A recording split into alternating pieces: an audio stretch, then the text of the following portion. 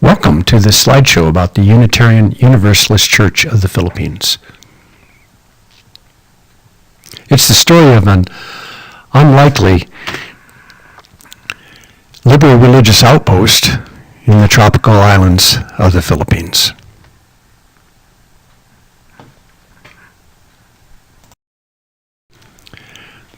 This is a region of the world that has a simple life that's far from the bigger cities. The people there are mostly simple fishermen and farmers.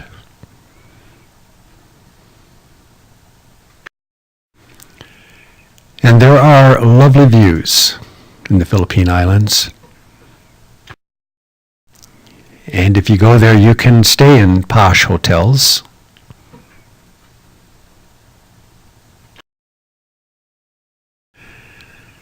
Let's look at the overview. The Philippines are about 1,000 miles from south to north. In a tropical region, you can see kind of southeast of China, east of Vietnam, north of Australia. They're located along the Pacific Ring of Fire, which is that geological phenomenon where the Pacific Ocean arises and separates in the center and pushes eastward and westward, diving under the continental plates. That pushes up the volcanoes and creates for deep trenches, and it results in the Philippines being one of the world's best areas for coral, and it has been spotted as a place to protect. Coral is very slow growing, and it's vulnerable. Our global warming, as the result of our running our engines and factories and electricity production through coal-fired power plants, has created so much carbon dioxide in the atmosphere and the air that it has been drawn into the ocean, where it creates carbonic acid, which melts the coral. The heat also makes it difficult for coral to live. The pristine beaches that we enjoy are not really sand, they're made out of coral. And that's one of the places of the world where you can see some of that beautiful coral off the islands of the Negros. The Negros, as you see in the map there with the circle, is towards the center of the Philippine Islands. It's a tourist destination. This slide shows you there are volcanoes that have been pushed up on the island. It used to be called Bugalas, meaning that it was cut off because of the rising seas. In other words, this island used to be connected to landwise to the adjacent islands, but the last ice age ended. The ice caps melted, the waters flooded back into the oceans and raised the level.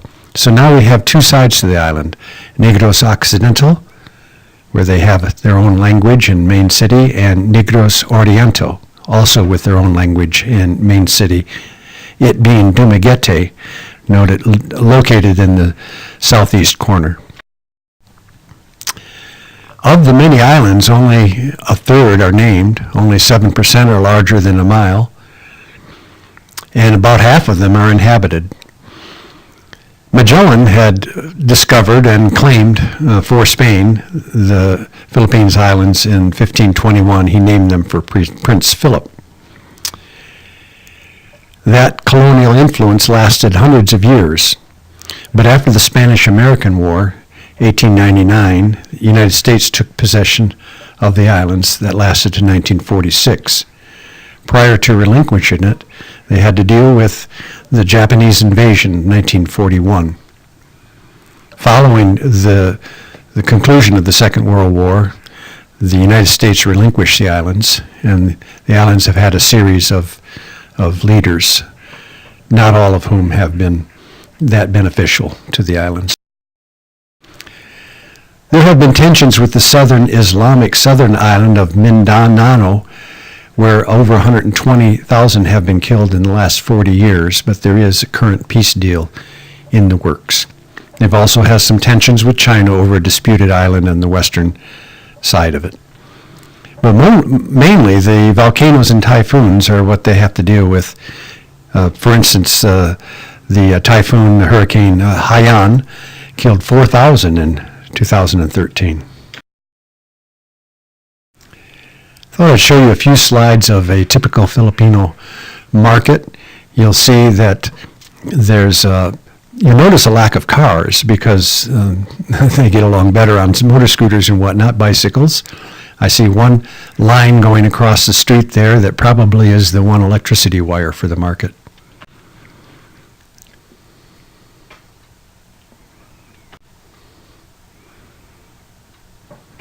Very colorful fruits, vegetables. And I have noticed how Filipinos tend to favor bright pastels and very cheery colors.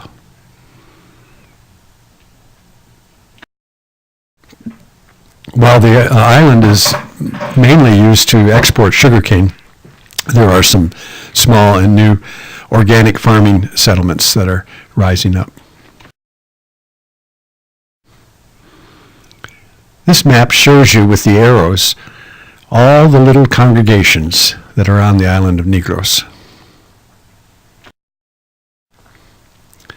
So it's the UUPC that I'm dwelling on here today. It used to be the UPC, the Universalist Philippines Church, but now, since joining the UUA, they've adopted the Unitarian to the name as well. It was founded by Reverend Toribio Quimada. He had been born in the Catholic Church and left it and was preaching into the Church of Universal Church of Christ Philippines, a sort of a nationalistic Pentecostalish church. And he was preaching universal salvation, but they excommunicated him for it. He looked around and sought information about universalism and found it in the United States, some of our Universalist church in Gloucester, 1952. And then he went on to found, like our early Universalist, he also taught that it is the light of reason that we should use when we read the Bible. Here I'm repeating that he left his Catholic church, the Protestant Pentecostal church, and preached universal salvation. He had founded 9 churches by 1955. Today there are 29 in the Philippines, 27 on the island of Negros.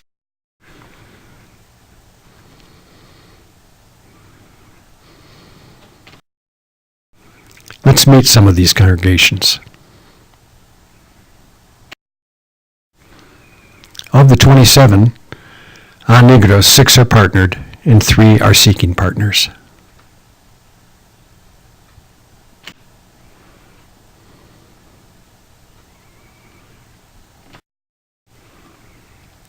You'll see right away that these little chapels and churches are quite small and humble.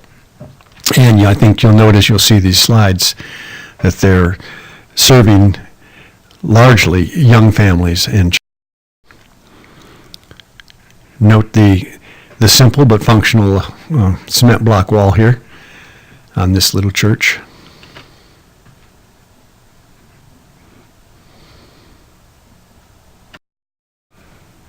Here's another one.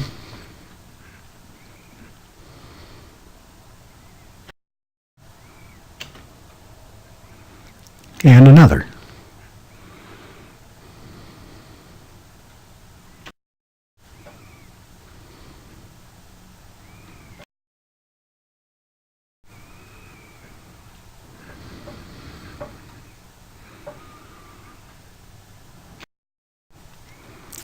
Check out this Sunday school.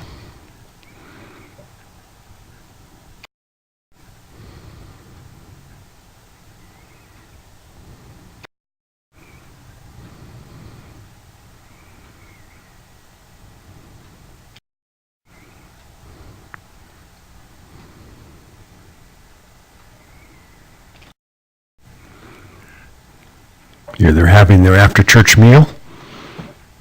People cleaning the dishes in the background there. This is the only slide I could find that showed an older person.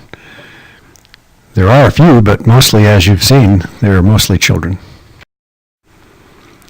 And the Philippines are still using old tried and true technologies that work for them.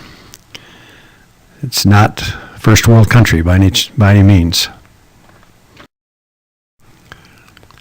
Let's look at the UUPCC, that is the Unitarian Universalist Partner Church Council.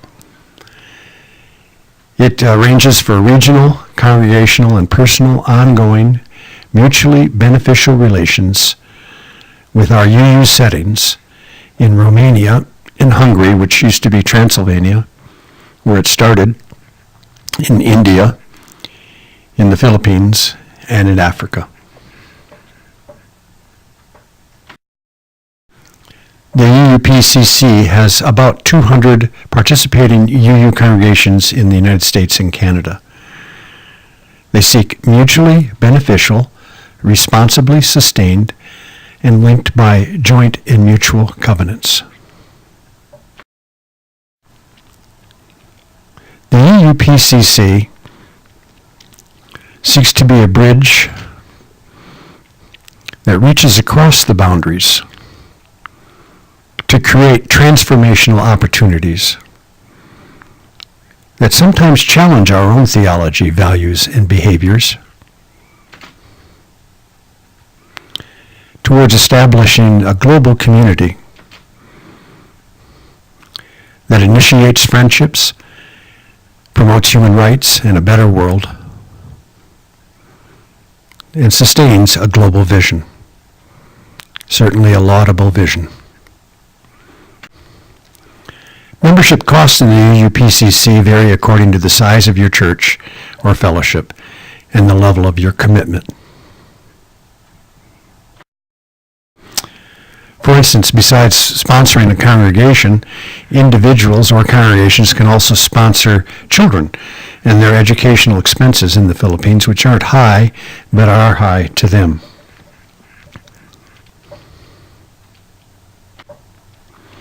If you want to explore partner connections and or individual donations to the Philippines or to those other places we listed, you can go to the Unitarian Universalist Partner Church Council at their website, uupcc.org.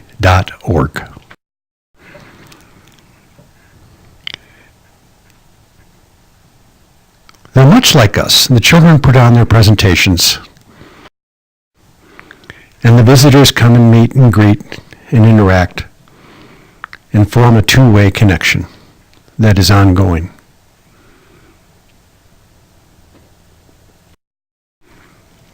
They help with various projects, like maybe a tree planting project.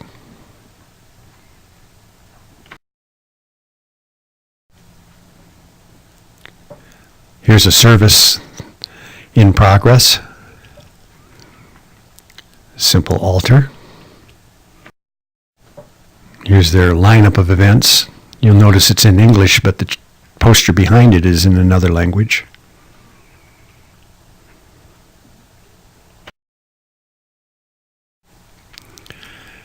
The most ambitious project in the Philippines that I've located so far is the Toribio Quimada Center, which is being established in Dumaguete in the southeast corner of Negros Island.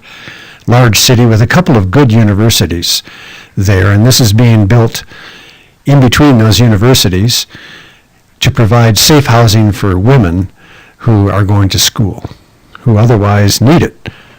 So it's a big and important project that they're promoting.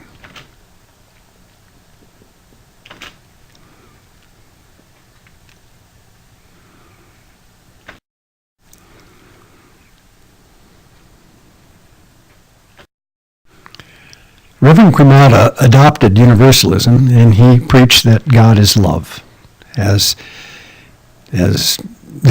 all of our Universalists have done.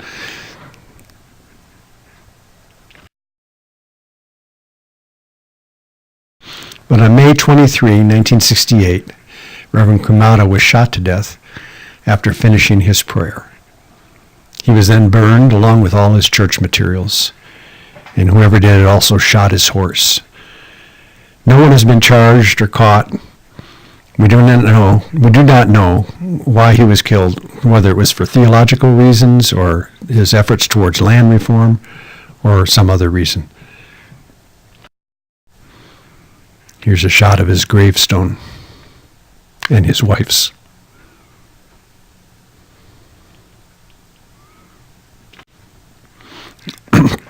The UUPC has added God is love as its first principle, in addition to our Unitarian Universalist 7 principles.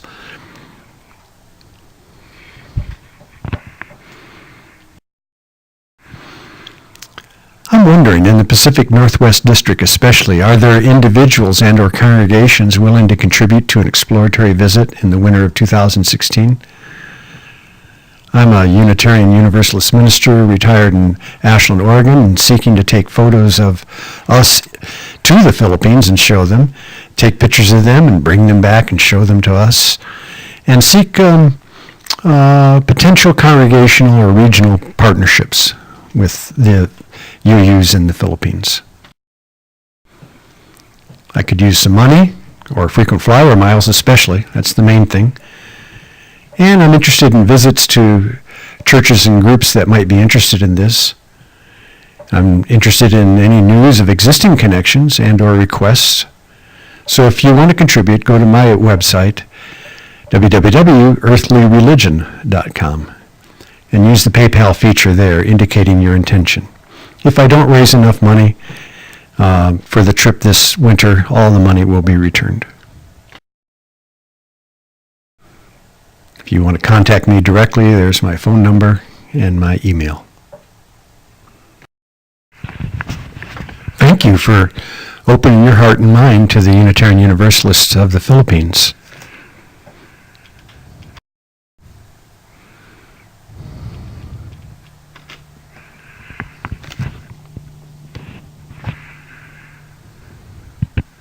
Bye for now.